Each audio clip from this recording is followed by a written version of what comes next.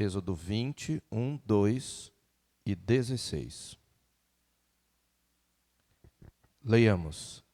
Então falou Deus todas estas palavras: Eu sou o Senhor teu Deus, que te tirei da terra do Egito, da casa da servidão. Não dirás falso testemunho contra o teu próximo. Senhor Deus, que as palavras dos meus lábios e o meditar do meu coração sejam agradáveis à tua presença, Senhor, rocha minha e redentor meu, por Jesus Cristo. Amém. Meus irmãos, a Escritura afirma em Provérbios 18, 21, que a morte e a vida estão no poder da língua. O que bem a utiliza, come do seu fruto. A morte e a vida estão no poder da língua. E o que bem a utiliza, come do seu fruto. Essas palavras não se referem a nenhum tipo de poder místico que a língua tenha. É o seu poder natural. Mas, embora sendo natural, pode ser um instrumento da ação sobrenatural, ou do diabo, ou de Deus. Poucas coisas, meus irmãos, são mais poderosas em nosso arsenal do que as nossas palavras. Não menospreze o poder da língua. Ele destrói nações. O capítulo 3 de Tiago, se você quiser abrir lá, fala exatamente sobre o poder da língua e sobre os males que, por causa da corrupção, do pecado, ela pode causar. Por isso ele declara que, no verso 2, se alguém não tropeça no falar, é perfeito varão capaz de refrear todo o corpo. Em outras palavras, se você quiser desenvolver domínio próprio, aqui está uma dica: comece pela sua língua. É a coisa mais difícil de dominar. Essa arma letal pode incendiar toda a carreira da existência humana. Tiago diz isso no verso 6 desse capítulo que eu indiquei. Ela mesma, ainda no verso 6, é um fogo ateado pelo próprio inferno. Isto aponta para a influência diabólica por trás de uma língua pecaminosa, de uma língua não santificada. O 9º mandamento, meus irmãos, é o que nos adverte exatamente contra alguns pecados da língua. Não dirás falso testemunho contra o teu próximo. E eu creio que o 9º mandamento é um dos que nós mais transgredimos. É por isso que é muito importante nós entendermos esse mandamento, o seu significado, suas implicações, a sua extensão, a sua profundidade. Vamos tentar fazê-lo numa mensagem apenas. Então eu quero falar sobre o significado do mandamento. Segundo, eu quero falar, com a graça de Deus, sobre a importância do mandamento. Terceiro, nós vamos ver rapidamente as bases teológicas do mandamento. Em quarto, nós vamos mostrar algumas aplicações bíblicas do mandamento. E, por fim, nós falaremos sobre a extensão do mandamento. E aí, na conclusão, nós vamos trazer algumas aplicações práticas em forma de princípio. Quando é que nós cometemos o falso testemunho? Então, falando do significado do mandamento, em seu contexto primário, o mandamento se refere, na verdade, ao testemunho em um processo legal, em um processo judicial, num tribunal destinado a determinar a verdade ou falsidade de uma acusação criminal. Então, esse mandamento, no seu primeiro contexto, no seu contexto mais imediato, ele se refere ao testemunho que damos perante um tribunal, testemunho este que será base para condenar ou inocentar um determinado réu ou para estabelecer o ganho de causa para uma de duas partes litigiosas. Agora, essa expressão falso testemunho, ela envolve não apenas a ideia de uma declaração falsa, mas também de uma declaração maliciosa. E aqui a gente já começa a estender o sentido do mandamento. Não é só falar algo falso, dar um testemunho falso, mas também dar um testemunho malicioso, com o fim de prejudicar alguém. Em Êxodo capítulo 23, verso 1, se você pular algumas páginas aí, lá, por exemplo, está escrito, e ali é uma aplicação do mandamento: não espalhe notícias falsas, e não entre em acordo com o ímpio para ser testemunha maldosa. Observe que a palavra falsa, falso aqui, não aqui em Êxodo, mas é a mesma que ocorre na repetição dos mandamentos em Deuteronômio 5:20. Não dirás falso testemunho. Êxodo 20, verso 16, usa uma palavra para falso, e Deuteronômio usa um outro sinônimo para falso. Portanto, o texto está ligado ao 9º mandamento, e ele está incluindo espalhar notícias falsas. Aqui já está fora do tribunal, percebe? Então, é algo que tem a ver com o tribunal, mas que vai além dele, e aqui nós já estamos até quase adiantando a extensão do mandamento. Então, por esse texto, é óbvio que a proibição, então, tratando do significado, se estende a toda e qualquer notícia falsa e infamante sobre alguém. Eu vou repetir porque é importante se anotar. A proibição se estende a toda e qualquer notícia falsa e infamante sobre alguém. O que é infamante? Que cria uma má fama para alguém, de uma maneira que vai manchar a sua honra. Então, falando do significado, falamos do significado de maneira bem breve. Agora, em segundo lugar, eu quero falar da importância do mandamento. Talvez nem precisasse dizer, mas é importante que nós tenhamos em mente a importância do mandamento, porque, como eu falei, esse é um dos pecados que mais cometemos. Veja, em tempos em que não havia câmeras ou celulares, impressões digitais, gravadores de áudio, testes de DNA, é óbvio que, nesse tempo antigo, a integridade dos processos judiciais dependia inteiramente da validade do depoimento de testemunhas. Então, o mandamento é importante porque a vida de alguém, a honra de alguém, a justiça dependia de testemunhas. Para se estabelecer a justiça num processo judicial, a testemunha ocular era a prova mais cabal. Além disso, como observa Michael Horton, no mundo antigo, o nome de uma pessoa era essencial para a sua sobrevivência. Um nome ruim terminava a carreira de uma pessoa, estragava o comércio, por exemplo, de um fazendeiro, e prometia uma vida de penúria sem esperança. Muito dependia de um bom nome. É por isso que ele aponta, Salomão escreve em Provérbios 22, versos 1 e 2, mais vale o bom nome do que as muitas riquezas, e o ser estimado é melhor do que a prata e o ouro. O rico e o pobre se encontram, a um e a outro faz o Senhor. Melhor o bom nome do que as riquezas. Podemos dizer que até mesmo a vida de uma pessoa dependia do bom nome, sobretudo em processos que envolviam a pena de morte. Testemunhas falsas, elas contribuíam para condenar inocentes. Um caso bíblico é o de Nabote, em 1 Reis, capítulo 21. Ele foi injustamente condenado à morte por causa da ganância de Acabe, a quem ele se recusara a vender uma vinha. E por causa da trama diabólica de Jezabel, esposa de Acabe, que incitou Acabe a contratar falsas testemunhas contra Nabote. Está lá em 1 Reis 21, você anota e depois você lê em casa hoje, quando você repassar o sermão. Acabe, rei de Israel, um homem ímpio, resolve, ele acha bonita a vinha de Nabote, muito bem cuidado, e oferece dinheiro. Nabote não quer vender, ele insiste, Nabote não quer de jeito nenhum, e ele fica emburradinho. Ele vai para casa aborrecido, emburrado, e Jezabel, que era ardilosa, disse: por que você anda triste? Você é o rei de Israel. Porque Nabote não quer vender a vinha para mim. Mas eu resolvo isso para você. Você é o rei de Israel, rapaz. Te apruma.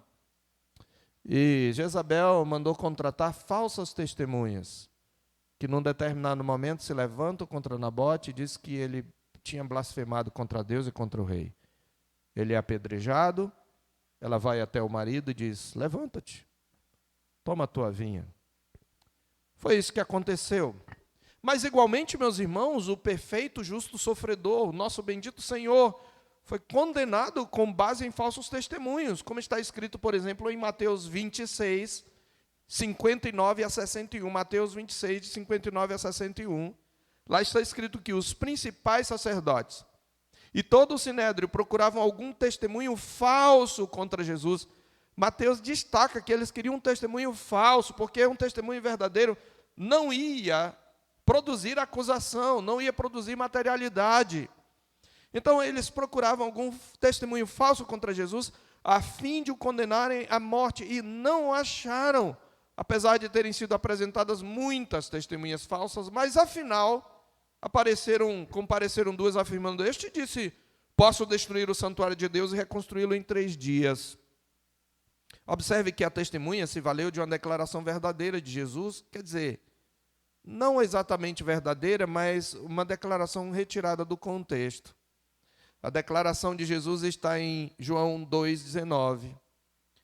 Quando Jesus pela primeira vez purifica o templo, os homens vêm, as autoridades do templo vêm e perguntam: com que autoridade tu fazes isto? E ele diz: destruí este santuário e em 3 dias o reconstruirei. Primeiro, ele não disse: eu vou destruir esse santuário.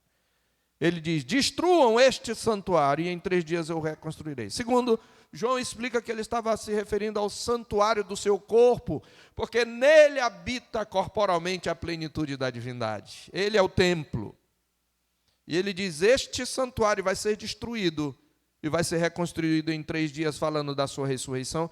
Então, testemunhas, tirando de contexto as suas palavras, como é muito comum, o levaram à condenação. Mas a importância, meus irmãos, do mandamento, ela vai além da honra do indivíduo. Como observa Victor Hamilton no seu comentário, a preocupação é com o dano à comunidade, mais do que a consequência individual.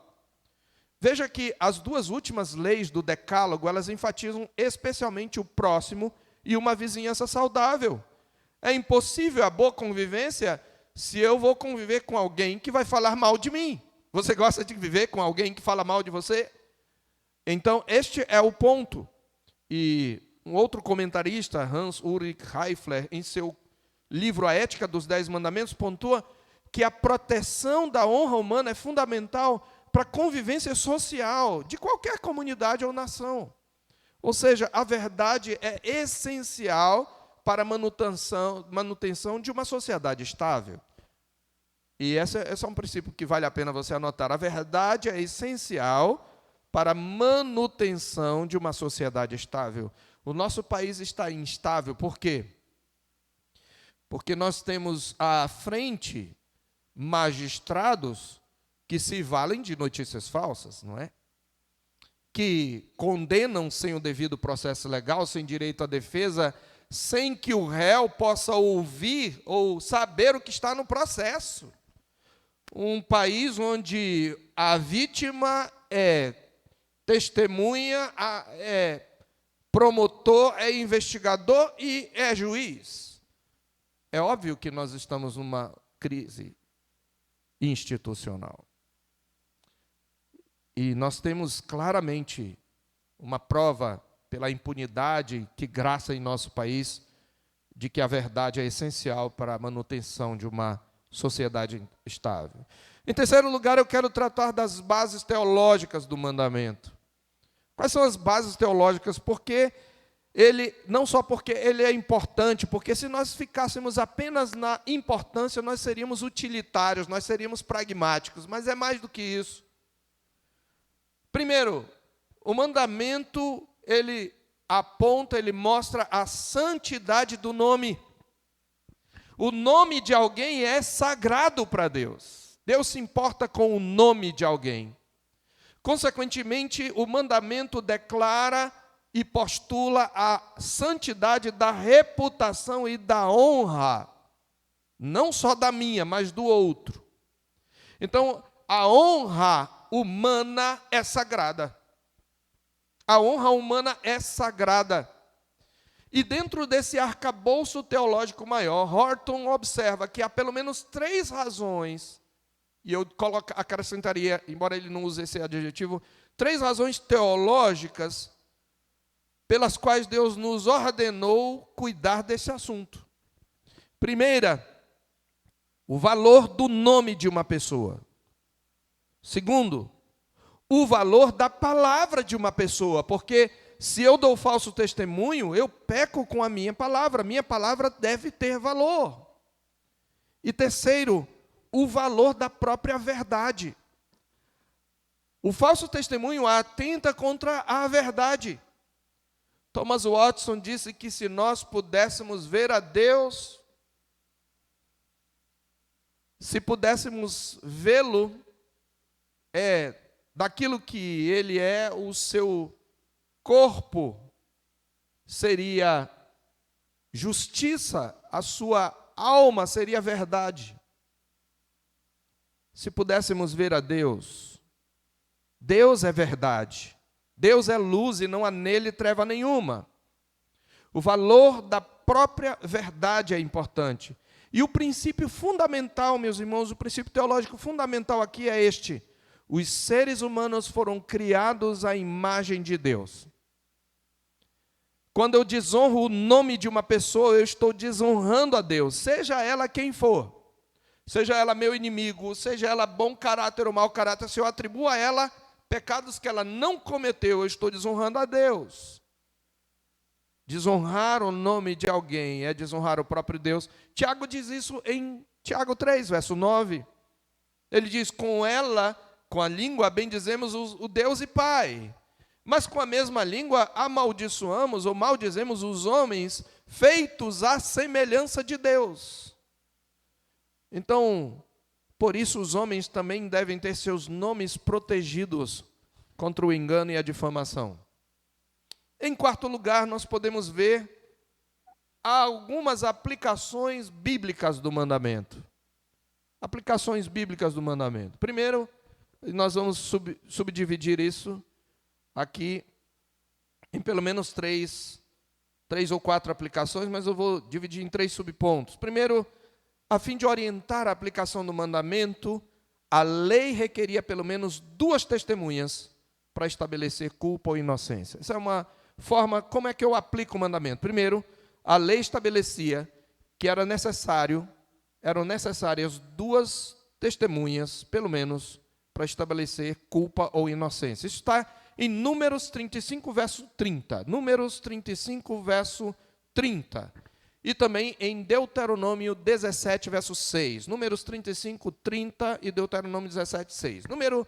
Números 35, 30 diz: todo aquele que matar uma pessoa será morto conforme o depoimento das testemunhas. Observe que o que está em evidência aqui é a aplicação do 6º mandamento: não matarás. E é interessante porque muita gente é contra a pena de morte e usa como base o não matarás. Mas a pena de morte é exatamente para cumprir o não matarás.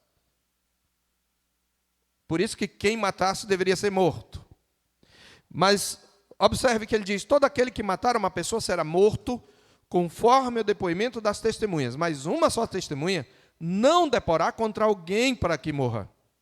Assim também diz o Senhor em Deuteronômio 17, 6: por depoimento de 2 ou 3 testemunhas será morto o que houver de morrer. Por depoimento de uma só testemunha não morrerá. Observe que Jesus aplica o mandamento em sua versão positiva à disciplina eclesiástica em Mateus 18, versos 15 e 16. Essa é outra aplicação do mandamento.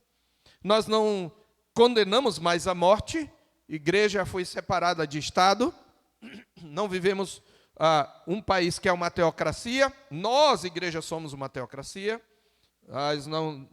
o Estado onde estamos não é uma teocracia, e nesse sentido, nós não aplicamos a pena de morte, mas nós aplicamos disciplina. E olha o que Jesus diz em Mateus 18, 15 e 16. Se o seu irmão pecar contra você, vai e repreenda-o em particular. Se ele ouvir, você ganhou o seu irmão. Mas se não ouvir, leve ainda com você uma ou duas pessoas, para que pelo depoimento de 2 ou 3 testemunhas, toda a questão seja decidida. Observe que Jesus está aplicando a lei, como Jesus era bíblico. Ele está aplicando o 9º mandamento, para que não haja falso testemunho. De igual modo, meus irmãos, faz Paulo quanto à denúncia contra presbíteros, em 1 Timóteo, capítulo 5, verso 19. Em 1 Timóteo 5,19 está escrito: não aceite denúncia contra presbítero, a não ser exclusivamente sob o depoimento de 2 ou 3 testemunhas. Paulo, de novo, está aplicando o 9º mandamento. Não aceites denúncia contra presbítero, a não ser exclusivamente, pelo depoimento de 2 ou 3 testemunhas. Ainda dentro desse ponto, como em segundo lugar, então, primeiro, eram necessários 2 ou 3 testemunhas.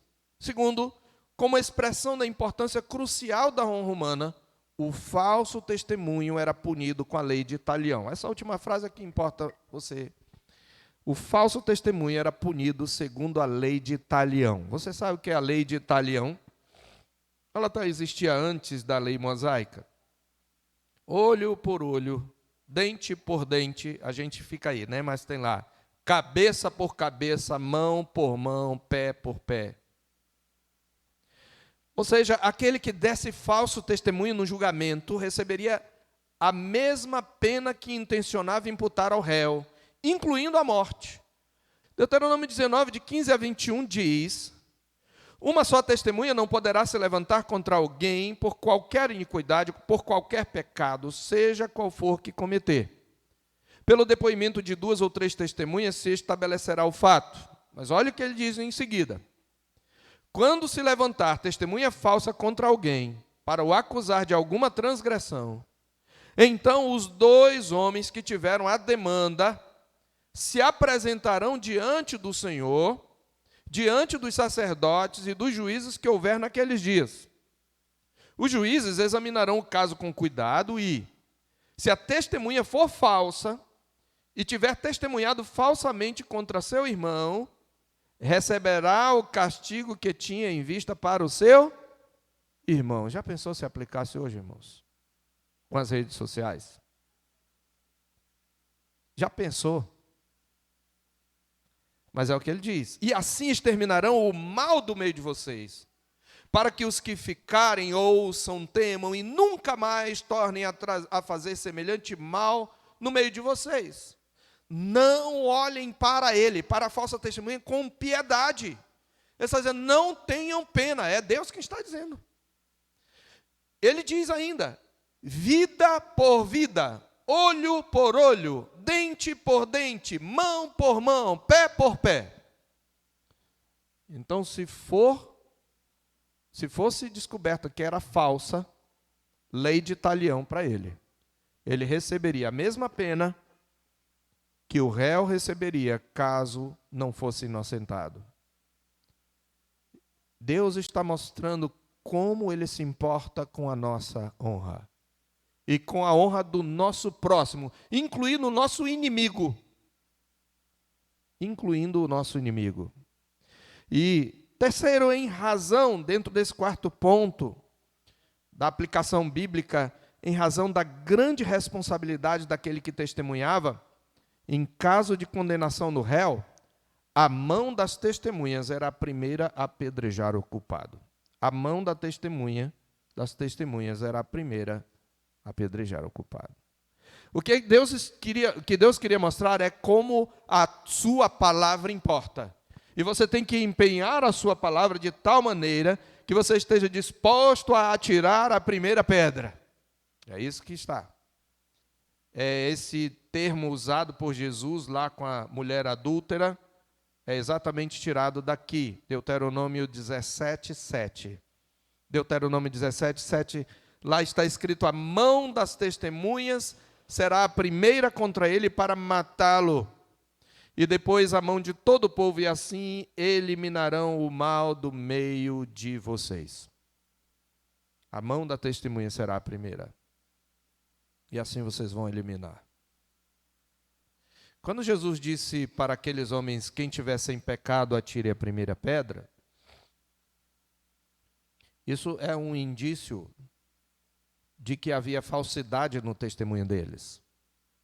No mínimo, eles foram parciais, porque, segundo a lei, a adúltera e o adúltero deveriam morrer, mas só estava a mulher lá. Então, eles já estavam trazendo um testemunho que era injusto, no mínimo. Portanto, meus irmãos, estas são algumas aplicações bíblicas. Em quinto lugar, então, falemos da extensão do mandamento. Eu quebro o mandamento não apenas quando eu estou num tribunal. Então, nós já vimos que o nono mandamento se aplica a toda e qualquer notícia falsa ou infamante sobre alguém, de maneira a manchar a sua honra. Mas também o falso testemunho não ocorre apenas quando nós mentimos conscientemente ou intencionalmente. Nós transgredimos o mandamento também quando, preste atenção, quando mesmo sem o saber, nós transmitimos informações falsas e infamantes sobre alguém. Então, quando você fala algo que mesmo sem saber é falso sobre alguém, que você atribui algo que alguém fez, que ele não fez ou ela não fez, e você passa esta notícia, você está quebrando o nono mandamento. Então, consequentemente, o falso testemunho, meus irmãos, pode ocorrer fora dos tribunais formais. Por quê, meus irmãos? Porque julgar é uma atividade que todos fazemos o tempo todo. Um dos versículos que mais expressam a nossa hipocrisia são: não julgueis. A hipocrisia da sociedade, na verdade, né? Esse é um dos textos que mostra mais a hipocrisia das pessoas. É uma das declarações mais hipócritas, não da Escritura, mas de quem fala na sociedade. Não julgueis, porque todos nós, sem exceção nenhuma aqui, nem das crianças, emitimos julgamento. Nós somos seres que julgam. Nós temos uma consciência, ela é um tribunal, e esta consciência nos julga até a nós. E nós julgamos os outros. O que Jesus proíbe é que não julguemos segundo a aparência, mas pela reta justiça. E há situações em que precisamos julgar de fato, mas o ponto é que julgar é uma atividade que todos fazemos o tempo todo. E uma reputação manchada, meus irmãos, pode arruinar uma vida, mesmo que a pessoa não seja levada a juízo num tribunal oficial. O que é o cancelamento, meus irmãos, senão um tribunal social no qual as pessoas são guilhotinadas após viralizarem notícias infamantes contra elas, repassadas sem a devida checagem, apenas pelo prazer da fofoca. Lembro-me de uma mulher que foi linchada em praça pública por acusações falsas, se não me engano, de pedofilia ou de ter matado uma criança, mas eu acho que foi de alguma coisa relacionada à pedofilia, e depois se descobriu que ela era inocente. Então, meus irmãos, é o cancelamento nada mais do que um tribunal social por causa do prazer da fofoca. A gente gosta, principalmente quando é alguém que a gente não gosta. Principalmente quando é um vilão na nossa história. Nós repassamos sem checar. E, meus irmãos, quantas vezes eu vejo, e eu preciso confessar aos irmãos, que cheguei a repassar uma notícia de algum personagem que é um vilão na nossa cosmovisão, e que depois eu vi que era falso e apaguei de imediato, pedi perdão, Senhor, porque isso quebra o nono mandamento também. Terceiro, meus irmãos, a proibição do falso testemunho, por oposição, lembra quando um pecado é proibido, o dever oposto é ordenado. A proibição do falso testemunho, por oposição, pressupõe a ordem positiva para que não escondamos a verdade em situações em que deveríamos testemunhar. Então, esse mandamento também, ele nos ordena a dizer a verdade quando é nosso dever testemunhar, a não nos omitir. Mesmo que seja meu filho, minha filha, meu esposo, minha esposa, meu melhor amigo, nós não devemos nos omitir Porque a palavra de Deus diz, se ele não ouvir 2 ou 3 testemunhas, dize-o à igreja. Os pais precisam denunciar os filhos que não se submetem à sua disciplina e são membros da igreja, precisam ser tratados. Quando alguém comete um pecado, eu conheço muitas histórias, eu já acompanhei muitas histórias em que uma parte adultera, a outra, ok, eu perdoo, tudo bem, e fica por isso mesmo, e aquela parte que adulterou tem ministério. Não, meus irmãos. Nós temos o dever de denunciar, depois de termos tratado, exortado o nosso irmão, o dever de testemunhar a verdade. Então, se por um lado nós devemos evitar infamar o próximo, por outro, somos ordenados a denunciar o pecado e o crime, onde se exige prestação de contas, onde se exige juízo e reparação. É muito triste quando igrejas, por exemplo, escondem os pecados dos seus líderes, e há igrejas que fazem isso.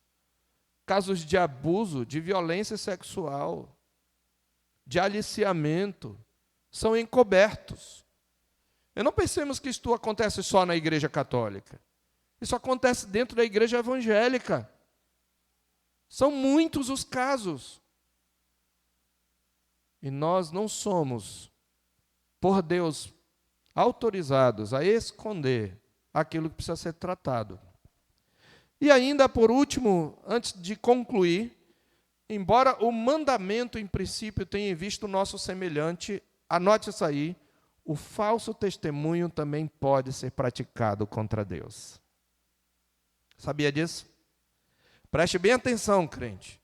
O falso testemunho pode ser também praticado contra Deus. Deus tem em vista nesse mandamento o meu próximo. E é claro que quando eu atento contra a honra do meu próximo, eu peco contra Deus. Todo pecado sempre é contra Deus. Mas eu digo que você pode ser culpado de testemunhar falsamente contra Deus. Quando?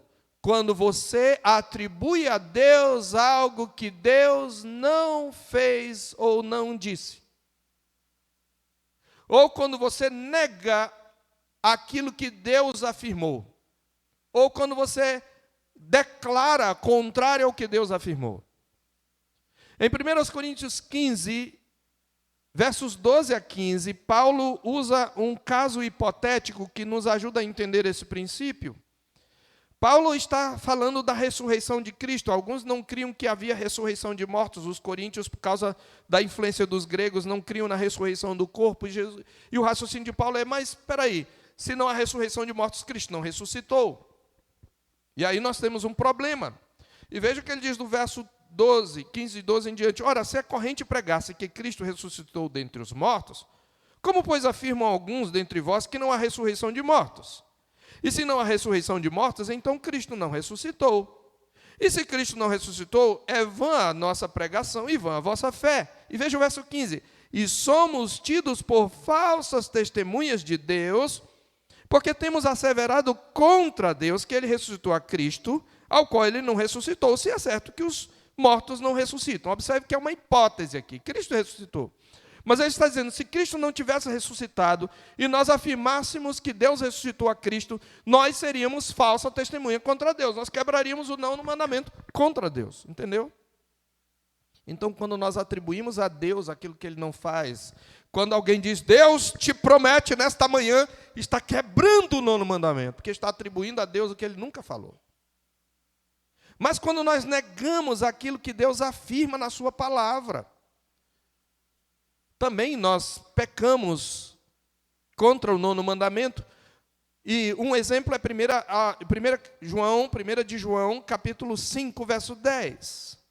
A palavra de Deus diz, aquele que crê no Filho de Deus tem em si o testemunho. Observe que a palavra aqui claramente no verso 6 até o verso 12, a palavra-chave é testemunho. Ele fala que o Espírito, a água e o sangue testemunham. Eles testemunham de Cristo, da sua cruz, do seu sacrifício. No verso 10 ele diz, aquele que crê no Filho de Deus tem em si o testemunho, aquele que não dá crédito a Deus o faz mentiroso porque não crê no testemunho que Deus dá acerca do seu filho. Isso é falso testemunho. Quando você não crê, e aqui ele está aplicando ao Evangelho, mas quando você não crê, e quando você nega uma afirmação clara da Escritura, você diz, não, eu não acredito nisso, você está dizendo que Deus é um mentiroso. E aí você está quebrando o 9º mandamento, atribuindo exatamente algo desonroso a Deus. E eu quero concluir, meus irmãos. Eu quero concluir trazendo, primeiro, de maneira para a gente ficar bem certo do que é falso testemunho, pelo menos 5 manifestações de falso testemunho. Você sempre quebra esse mandamento quando você faz uma dessas 5 coisas, e tem mais, mas eu vou citar, eu acho que já citei bastante, mas para ficar claro para os irmãos. Primeiro, manifestações de falso testemunho. Passar adiante a interpretação parcial de um fato presenciado, cujo contexto não é do meu total conhecimento. Então, passar adiante um fato que eu presenciei, mas que eu não conheço todo o contexto, não conheço todos os lados. Entendeu? Eu estava passando, eu me lembro aqui da história de um vizinho que ligou para a polícia porque de um homem, de uma mulher que ligou para a polícia porque o vizinho dela estava batendo na mulher com um galho de árvore. E a mulher corria e o homem açoitava a mulher com um galho de árvore ao redor da casa. E quando a polícia chegou, descobriu que a mulher foi estender roupa no varal e tinha uma casa de abelhas, e as abelhas começaram a se juntar e ferrá-la, e ela começou a gritar. Então o homem pegou um galho de árvore e saiu batendo atrás na costa da mulher, e ela gritando por causa das picadas de abelhas. Meus irmãos, nós temos que tomar muito cuidado.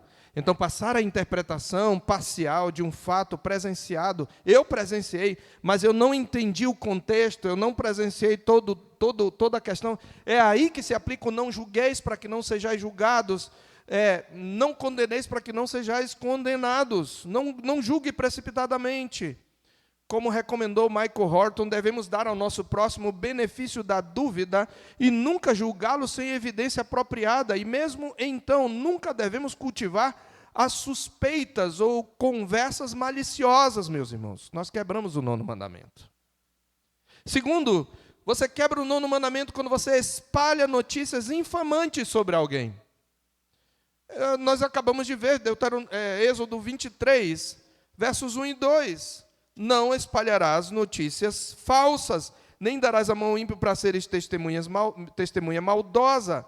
Não seguirás a multidão. Presta atenção, crente, anota isso aí na tua Bíblia. Porque hoje é fácil seguir a multidão com as redes sociais. Não seguirás a multidão para fazeres mal. Você sabe qual é o contexto? Espalhar notícia falsa, viralizar, impulsionar. Veja, não seguirás a multidão para fazeres mal, nem deporás numa demanda, inclinando-te para a maioria, para torcer o direito. Versos 6 a 8, não perverterás o julgamento do teu pobre na sua causa, da falsa acusação te afastarás, não matarás o inocente e o justo, porque não justificarei o ímpio. Também suborno não aceitarás, porque o suborno seca até o perspicaz e perverte as palavras dos justos. Não siga a maioria. Não compartilhe. Sobretudo porque você não conhece o contexto, você está longe, não compartilhe. Então, espalhar notícias infamantes sobre alguém é uma quebra do 9º mandamento. Terceiro, compartilhar um conflito pessoal com terceiros sem resolvê-lo em particular. Compartilhar conflito pessoal com terceiros sem resolvê-lo em particular. Nós conhecemos esse texto e nós precisamos trazê-lo à nossa mente sempre, porque nós o quebramos continuamente. Se o teu irmão pecar contra ti, vai conversar entre ti e ele só. Não é com a tua melhor amiga, não é com o teu grupo de afinidade, é entre ti e ele só. Se ele pecar contra ti. Mateus 18:15, se ele te ouvir, ganhaste o teu irmão. Quarto, trazer a público informações sobre a vida particular de alguém, mesmo que verdadeiras, mas de um modo que prejudique a vida da pessoa. Você não vai contribuir em nada para a vida dele, trazendo à tona o que ele fez ou o que ela fez. Você traz a público informações que até são verdadeiras, mas que vão gerar um problema para ele que não vai trazer solução. Levítico 19:16 está escrito: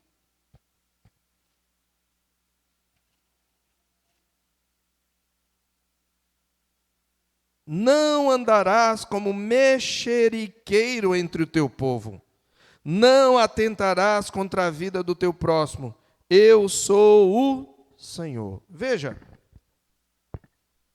fazer fofoca é atentar contra a vida do próximo, está claro?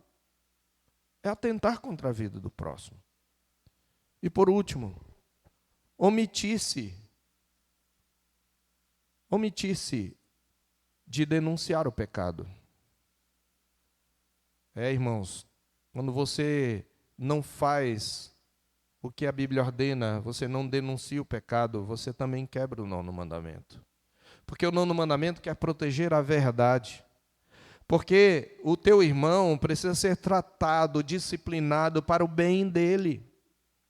Então, não denunciar o pecado é também quebrar o 9º mandamento. Irmãos, eu quero concluir trazendo aqui algumas palavras, citações particularmente.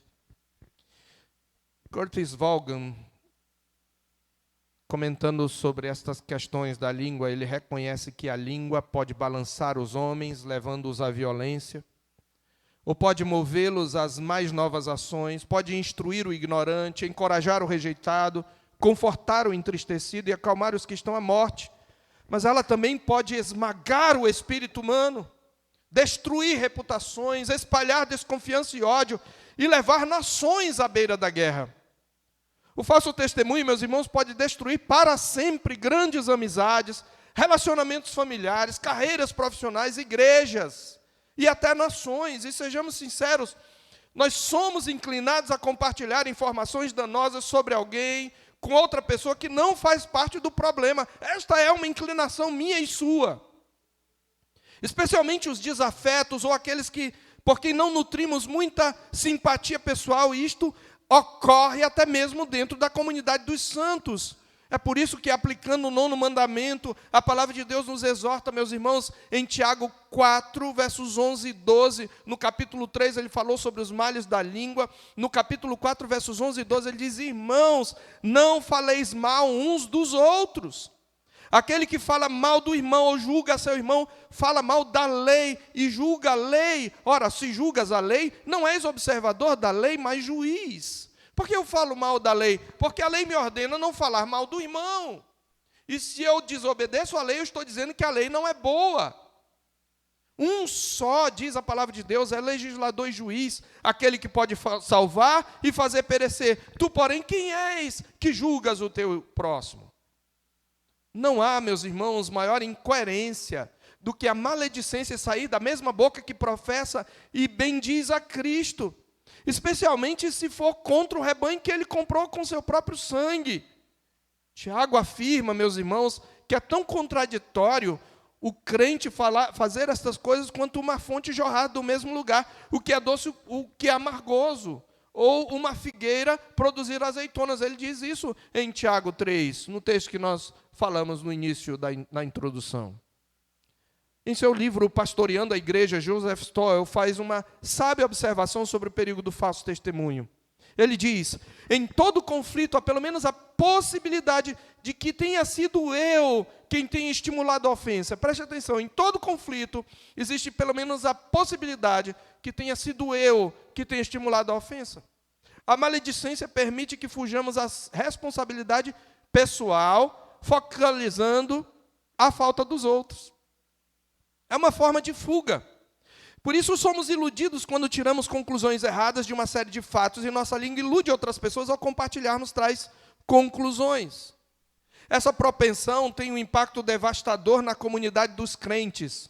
Irmãos, nós muitas vezes nos escandalizamos com adultério, com fornicação, e deveríamos mesmo reprovar essas coisas, mas a gente convive bem com a fofoquinha, não é verdade? Mas deixa eu dizer para você, uma fofoca destrói mais a congregação do que um ato isolado de prostituição. Uma notícia infamante, uma campanha difamatória contra qualquer pessoa da igreja, um irmão meu, traz mais dano do que um adultério pontual, entenda isso, porque contamina vários corações. Então é por isso que Joseph Stoll diz, essa propensão tem um impacto devastador na comunidade dos crentes, mas ele confessa, eu tenho me surpreendido com a grande frequência com que tiro uma conclusão inicial de uma série de fatos, e depois, quando alguns fatos adicionais surgem, descubro que minhas conclusões precisam ser mudadas. Assim eu me sinto também, meus irmãos. Por isso ele diz, sempre há os dois lados da história, e uma pessoa sábia se refreia de fazer julgamentos precipitados, até que ambos os lados se tenham pronunciado. Stoll conclui que o compromisso de esperar pacientemente por todos os fatos e o amor disposto a crer no melhor, até que se prove o contrário, é o que guarda a nossa língua de iludir os outros. Por isso nós precisamos mortificar dia a dia nossa tendência a falar precipitadamente, como está escrito em Tiago, de novo, capítulo 1, versos 19 e 20, sabeis estas coisas, meus amados irmãos, todo homem, pois, seja pronto para ouvir, tardio para falar, tardio para se irar, porque a ira do homem não produz a justiça de Deus. Mas, meus irmãos, e eu concluo com isto, talvez antes de tudo, nós tenhamos que começar pelo arrependimento. Para aqueles que reconhecem a injustiça cometida com seus lábios pela falta com a verdade, há refúgio na justiça daquele que é a verdade. Como lembra Michael Horton. E eu quero concluir com as palavras de esperança dele no seu livro sobre os 10 mandamentos. Em Cristo, nossos enganos, erros, hipocrisia, mentiras, fofoca e difamação não são debitados em nossa conta, porque Deus o fez pecado por nós para que nele fôssemos feitos justiça de Deus. Em 2 Coríntios 5, 21. Com essa condição, no entanto, diante de Deus, a despeito das nossas violações do 9º mandamento, por sermos de Deus e de Cristo, que nós possamos falar a verdade cada um com seu próximo, e executar juízo nas nossas portas, como está escrito em Zacarias 8,16. Prosseguindo em direção ao dia em que a profecia de Zacarias será cumprida no retorno de Cristo, e a verdade não mais se irá encontrar morta na rua. Que o Senhor Deus aplique a sua palavra ao nosso coração.